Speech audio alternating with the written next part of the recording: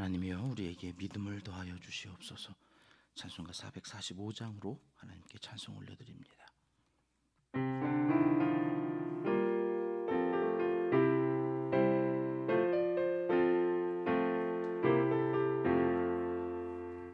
산을 넘어 험곡에 가도 빛 가운데로 걸어가면 주께서 항상 지키시기로 약속한 말씀 변치 않네.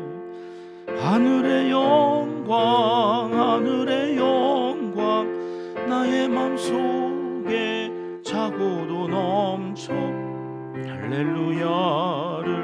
힘차게 불러 영원히 주를 찬양하리. 캄캄한 밤에 다닐지라도 주께서 나의 길 되시고 나에게 밝은 빛이 되시니 길 잃어버릴 염려 없네. 하늘의 영광 하늘의 영광 나의 맘속에 차고도 넘쳐 할렐루야를 힘차게 불러 영원히 주를 찬양하리. 광명한 그 빛 마음에 받아 찬란한 천국 바라보고 할렐루야를 힘차게 불러 날마다 빛에 걸어가리. 하늘의 영광 하늘의 영광 나의 맘속에 차고도 넘쳐 할렐루야를 힘차게 불러 영원히 주를 찬양하리. 아멘. 에스더서로 들어갔습니다. 에스더 1장 1절 말씀 우리 함께 읽겠습니다. 이 일은 아수에로 왕 때에 있었던 일이니 아수에로는 인도로부터 구스까지 127지방을 다스리는 왕이라. 아멘. 에스더의 시대적 배경은 여전히 바사 페르시아 제국입니다. 우리가 성경에서 만나는 이 바사의 왕은 모두 4명이 나오는데요. 에스라 또 느헤미야 두 권의 책을 통해서 이미 만났던 왕은 3명이죠. 고레스 1차 포로 귀환을 칙령으로 내려서 이제 70년 만에 바벨론 포로에서 돌아오게 되어지는 죄송합니다. 왕이 고레스 왕이고, 그리고 다리오 왕이 있었죠. 학계와 스가랴 선지자가 이제 촉구하면서 성전 완공이 되어지는 그때 또 칙령을 내렸던 왕이 다리오 왕이고, 아닥사스다 왕에 의해서 에스라 느헤미야 2차 3차 기환이 이루어지고 성벽이 이제 완공되어지는 그 3명의 왕과 이제 에스더에서 만나는 왕이 있는데 아수에로 왕이죠. 이 아수에로라는 이름이 히브리식 표현이고, 우리가 세계사 시간에 배웠던 헬라식 이름은 크세르크세스 1세 왕입니다. 크세르크세스라고 하는 왕을 화면에 이렇게 보여지는데요. 좌측에 있는 건 영화에서 표현한 왕이고, 실제 크세르크세스는 오른쪽에 있는 그 시절의 그런 모습으로 통치를 했던 왕의 모습이 나오는데요. 이것을 시대순으로 정리하면 이렇게 됩니다. 아수에로 왕은 다리오 왕과 아닥사스다 왕 사이에 있었던 왕입니다. 그러니까 시기적으로 지금 우리가 살펴보는 것은 1차 기환과 2차 기환 사이에 어느 때쯤, 그러니까 에스라 6장과 7장 사이의 시간에 돌아와 있는 거예요. 그러니까 성경은 고레스, 다리오, 아닥사스다 왕이 먼저 나왔지만 시대순으로 보면 이 에스더서는 아닥사스당 왕 앞에서 있었던 아하수에로 크세르크세스 왕 시절에 있었던 이야기다. 이렇게 이해하시고 오늘부터 한 10여일 에스더서를 보게 될 텐데요. 이 에스더서의 가장 큰 특징은 10장으로 되어져 있는 이 책에 한 번도 하나님이 안 나와요.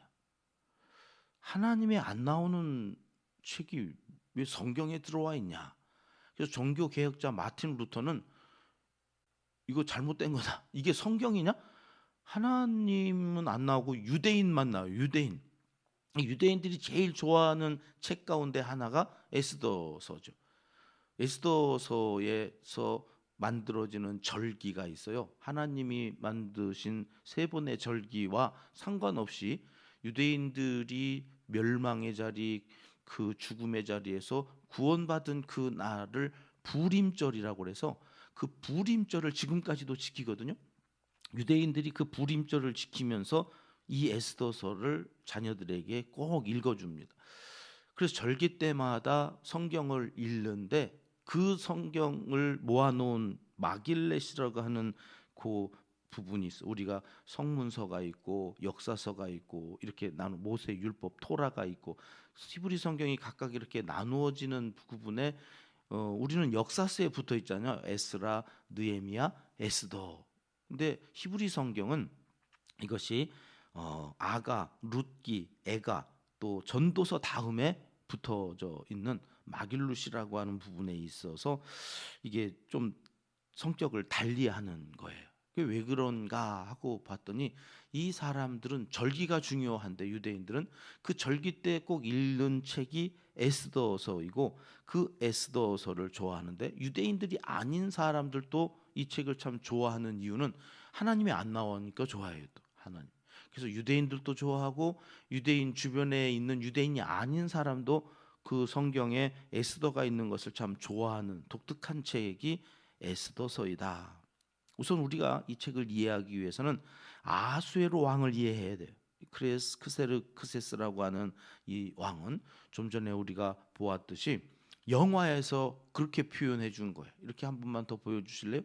어떤 느낌으로 이 영화 감독이 크세르크세스를 영화를 보는 관객들에게 이 왕을 소개하고 싶었느냐면 잔혹하다, 그죠? 싸나워 보이잖아요. 굉장히 호전적이고 그리고 변덕이 그렇게 심했다 그러네요. 그래서 사람들이 저 사람의 비위를 맞추는 일이 그렇게 힘들었답니다. 그래서 금방 웃고 만났다가 죽어서 나오는 일들이 태반이었다는, 자기 감정을 이게 주체할 수 없을 정도로 괴팍했던 인물이 크세르크세스 아수에로다. 근데 실질적으로는 영화처럼 그렇게 또 괴팍한 사람은 아니었다고 그래요. 근데 오늘 1장을 우리가 읽다 보면 헷갈리는 사람이죠. 아수에로 그 왕이라고 하는 사람, 그 사람이 얼마만큼의 이 힘과 능력이 있었느냐면 비춰주셔도 됩니다. 1절 말씀해 보면 인도로부터 구스, 에디오피아죠. 그가 다스렸던 나라가 127지방, 127지방 그랬지만 사실은 하나하나의 지방이 다 나라예요. 애굽에까지 그 아하수에로의 이 통치권이 미쳤던 시절이라니까. 그가 어마어마한 힘과 권세를 가지고 있었던 사람이었음을 127나라 이 지방을 다스리고 있었다고 하는 말로 성경이 우리에게 가르쳐 주십니다. 이 당시의 왕은 자신의 존재감을 드러내기 위해서 두 가지 방법을 선택하는데, 하나는 전쟁이라고 하는 것을 통하여서 내가 얼마나 위대한가를 백성들한테 알려주려고 그랬어요. 그래서 승전가를 울리면서 나에게 모든 백성이 복종하는 그 쾌감을, 또 전쟁을 치르고 또 전쟁을 치르면서 자기의 존재감을 나타내면서 그렇게 행복해 했다고 그래요.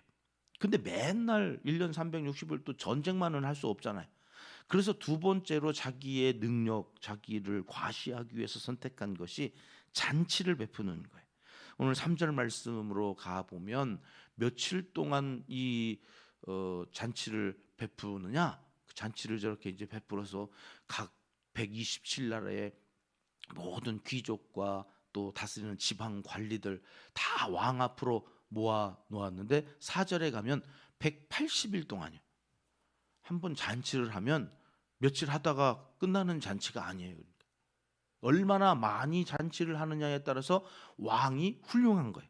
대단한 왕이라고 하는 거죠. 그러니까 이 아하수에로 왕은 몇 개월을 한 거예요?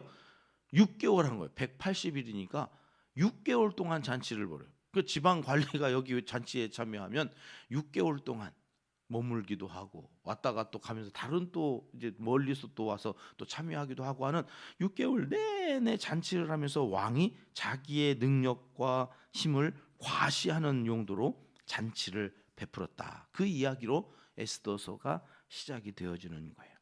자, 왕이 잔치를 베풀면 각 지방관 127도에서 그 관리들 지방관만 온 게 아니죠. 그의 부인도 같이 이제 와서 근데 이제 남녀가 구분이 되어졌던 여자는 사람 취급을 받지 못하는 인권이라는 게 없었던 그 시절이었기 때문에 남자들은 남자들끼리 이렇게 잔치를 하고 왕비인 와스디가 그때 왔던 또 다른 부인들을 모아서 잔치를 베풀었던 모양입니다. 9절 말씀에 가보면 왕후 와스디가 여인들을 위해서 또 잔치를 베풀었다. 한쪽에서는 왕과 남자들이 잔치를 하는 거고 한쪽에서는 왕후인 와스디가 거기 때 따라왔던 또 여인들과 같이 잔치를 하는 이중 잔치가 벌어지고 있었던 거예요. 그때에 왕이 10절 말씀 가볼까요? 같이 읽어봅니다. 시작. 제7일에 왕이 주흥이 일어나서 어전 넷이 무후만과 비스다와 하르보나와 빅다와 아박다와 세달과 가르가스 7사람을 명령하여 치기가 올라와 가지고 흥이 났다는 거죠. 이 괴팍하고 호전적인 이 아하수에로 왕이 술을 먹고 주사를 부린 거죠. 우리로 말하면 그래서 흥이 나가지고 7명의 내시를 보내요. 근데 이 이름들을 뒤에 가서 이 와스디가 왕의 명을 거역해가지고 어떻게 했으면 좋겠느냐라고 왕이 이제 어떤 결정을 할 때에 그 참모들과 함께 의논을 하는데 그 참모들의 몇 사람이 여기 그 왕후에게 가서 왕후를 왕이 부른다고 그 전하는 그 7명의 사람 가운데 몇 사람이 있는 것으로 봐서는 그냥 내시가 아니라 왕의 최측근 아주 중요한 지금으로 말하면 장관급의 사람들 7명을 보낸 거예요. 7명. 왜요? 주흥 때문에. 자, 잔치를 베풀고 7일째가 되는 날 왕이 7명의 장관을 왕비에게 보낸 이유는 11절에 나옵니다. 같이 읽겠습니다. 왕후 와스디를 청하여 왕후의 관을 정죄하고 왕 앞으로 나오게 하여 그의 아리따움을 묻 백성과 지방관들에게 보이게 하라 하니 이는 왕후의 용모가 보기에 좋음이라.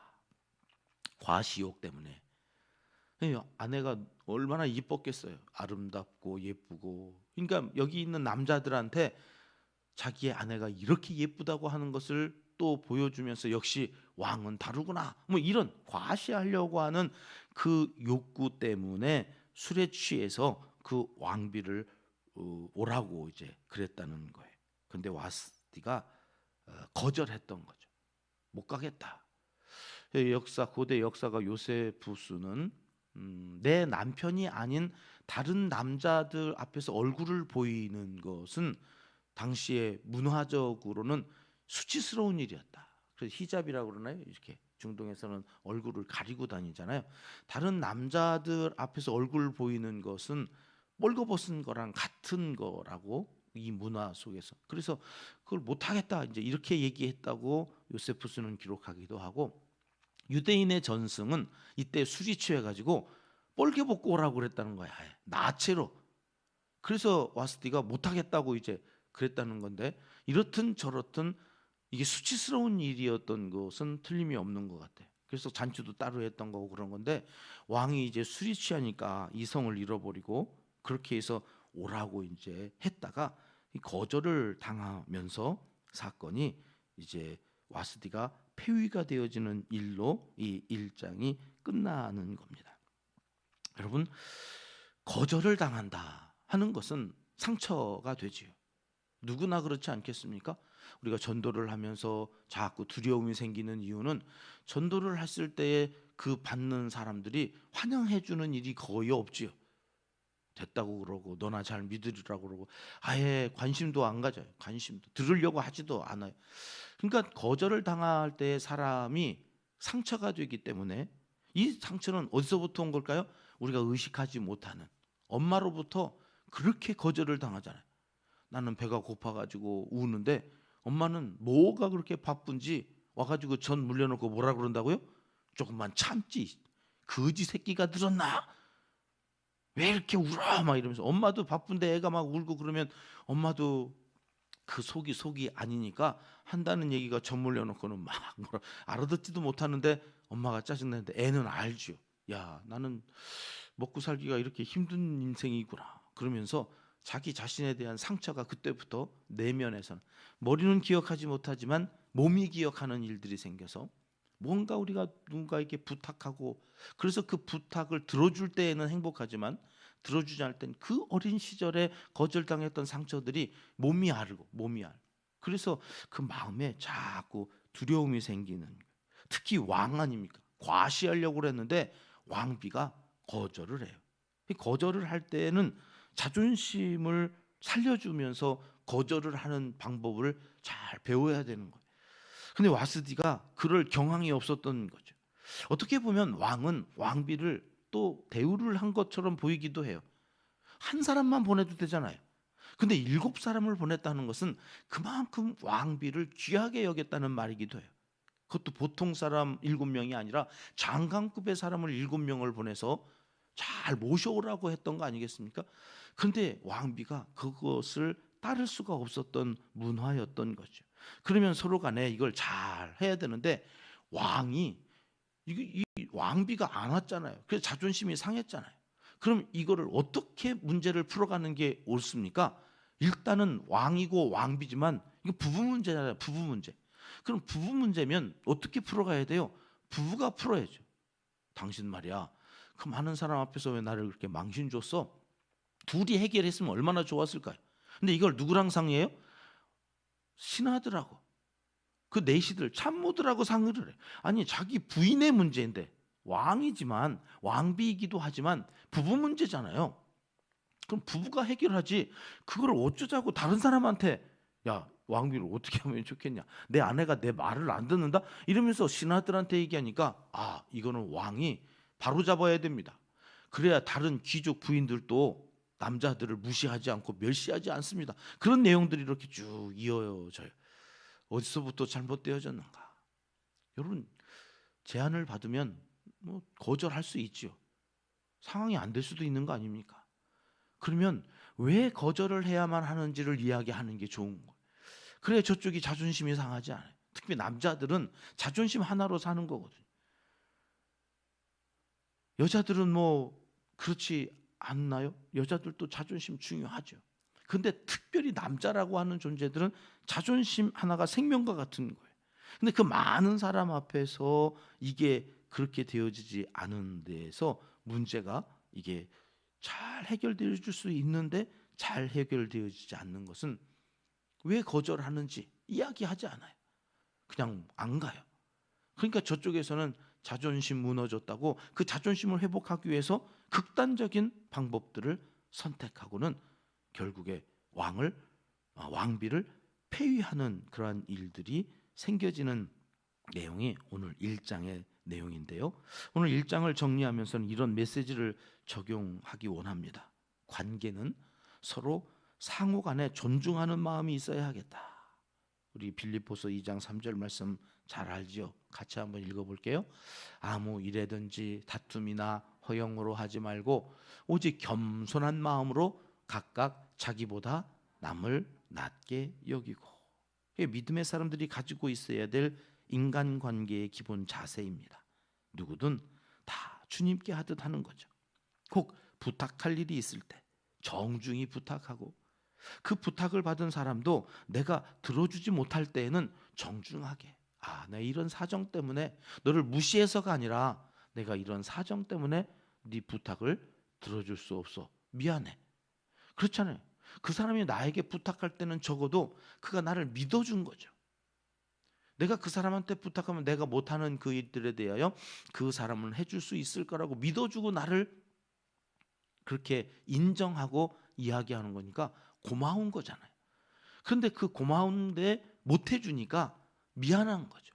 아이들이 부모에게 와서 뭘 부탁할 때에는 정말 힘들게 한 번, 두 번, 100번 생각하고 오는 애들도 있을 거예요. 그럴 때 부모가 해줘야 되는데 믿고 와서 얘기하는 거니까. 그 못할 때에는 야단칠 일이 아니라 큰 소리 칠 일이 아니라 미안해해야 되는 거죠. 야, 네가 그게 필요했구나. 원하는 거구나. 근데 미안하다. 아빠가 지금 형편이 안 되네. 아빠가 그럴 수 있는 시간이 안 되네. 미안해. 그렇게 거절을 하면서도 미안한 마음으로 거절하면 상처가 안 되거든요. 그리고 다음에 해줄게. 지금은 안 되지만 일주일 후에는 아빠가 일한 게 들어오는 그게 좀 있을 거야. 그때 해줄게. 괜찮겠니? 그래서 언제 해줄 수 있다고 얘기를 해주는 거죠. 그럼 당장에는 그것을 거절당했지만 기대가 생기잖아요. 그러니 상처가 되어지지 않는 거죠. 아빠가 나를 인격적으로 대해 주시는구나. 그 인격적으로 대우해 주는데 내가 원하는 건 되어지지 않아서 서운은 할지 모르지만 상처는 되지 않는 거예요. 그리고 기대하게 되어지니 그와의 관계가 더 계속해서 깊은 관계로 서로 신뢰하고 믿는 관계로 나아갈 수 있는 거죠. 우리 그리스도인들의 관계는 어떠해야 되는가? 서로 존중하는 마음으로, 나보다 남을 낮게 여기는 마음으로 관계를 맺어가면 좋았겠는데, 오늘 그 아하수에로 왕과 왕후 와스디가 그런 관계를 맺어가지 못함으로 인하여서 그 관계가 깨어지는 일들을 보게 되어진다. 참 아쉬움이지요. 사랑하는 병가족 여러분, 하나님은 우리가 서로를 존중하며 모든 일에 주님께 하듯 서로 사랑하면서 살아가는 성숙한 그리스도인이 되기를 이 새벽 간절히 원하시고 계십니다. 기도하겠습니다. 하나님 아버지, 부지불식간에 교만하여져서 죄를 짓고 살아갈 때가 많이 있습니다. 용서하여 주시고 겸손히 나보다 남을 더 낮게 여기며 서로를 존중하는 마음으로 살아갈 수 있도록 인도하여 주시옵소서. 우리의 믿음이 더하여져서 보다 더 성숙한 그리스도인으로 살아가는 하나님의 사람들이 다 되게 하여 주시옵소서. 오늘 대전 선호회 아동부에서 주최하는 어린이 대회에 우리 교회 어린이들도 참여합니다. 가서 좋은 추억, 예수님이 인격적으로 만나는 시간이 되게 하여 주시고 믿음이 더하여지는 복된 시간 속에 다음 세대 우리의 자녀들이 말씀 속에서 믿음 안에서 잘 자라갈 수 있도록 도와주시옵소서. 이제 못다한 기도를 주님 가르쳐 주신 기도로 아뢰오니 하늘에 계신 우리 아버지, 아버지의 이름을 거룩하게 하시며 아버지의 나라가 오게 하시며 아버지의 뜻이 하늘에서와 같이 땅에서도 이루어지게 하소서. 오늘 우리에게 일용할 양식을 주시고 우리가 우리에게 잘못한 사람을 용서하여 준 것 같이 우리 죄를 용서하여 주시고 우리를 시험에 빠지지 않게 하시고 악에서 구하소서. 나라와 권능과 영광이 영원히 아버지의 것입니다. 아멘. 토요일 새벽 합심기도 제목 먼저 나누겠습니다. 겸손히 나보다 남을 더 낮게 여기며 살아가는 믿음을 위해서 기도하겠습니다. 어린이들의 참여한 어린이들을 위해서 한 번 더 기도해 주시고요. 우리의 6번째 비전입니다. 시니어 세대가 행복한 비전 공동체가 되게 하소서. 이게 이제 몸이 여기저기 막 아프고 힘이 빠지다 보니 마음도 우울해지는 일들이 우리 어르신들에게 참 많이 생깁니다. 자꾸 모이셔야 됩니다. 그래서 어르신들일수록 할 수만 있으면 자꾸 모여서 함께 기도하시고 여기 한바 수목원도 가셔서 한 바퀴 돌고 이렇게 바람도 쏘이시고 하는 것 참 좋습니다. 우리 교회에 그런 어르신들이 행복하게 비전을 갖고 주님 부르시는 날까지 건강하게 살아가실 수 있기 위해서 기도해 주시고요. 향기 편지로 복음을 전하고 받아보는 이들을 위해서 기도합니다. 내일 있을 주일 예배를 위해서 온 성도들이 예배를 중심으로 살아갈 수 있기 위하여 오늘도 잘 준비하는 예배위원과 봉사자들을 위해서도 기도해 주시고요. 엘살바도르의 박기창 선교사님, 북한 선교단체가 있는데 우리 교회가 돕는 새 단체, 샘복지재단, 옥수수재단, 또 모퉁이돌 선교회를 위해서 기도해 주시고요. 어린아이들 또 케어하는 주사랑 공동체, 베이비박스로 알려져 있는 사역을 위해서 함께 기도해 주십니다. 이재민들과 환우들을 위해서 어제 그 이재민 가운데 오창에 있는 교회 목사님 연결이 돼서 얼마나 복구되어졌느냐 여쭤봤더니 아직도 갈 길이 멀다. 산불 피해가 심각한 모양인데 복구하는 것도 그렇게 쉽게 이렇게 잘 되어지지 않고 있다는 소식을 들었습니다. 이를 위해서 조금 더 간절하게 기도해 주시고요. 다윗이나 고레스와 같은 대통령과 의정자 잘 뽑혀서 나라가 안정을 되찾을 수 있기 위하여 새벽에 함께 기도하겠습니다. 기도하십니다.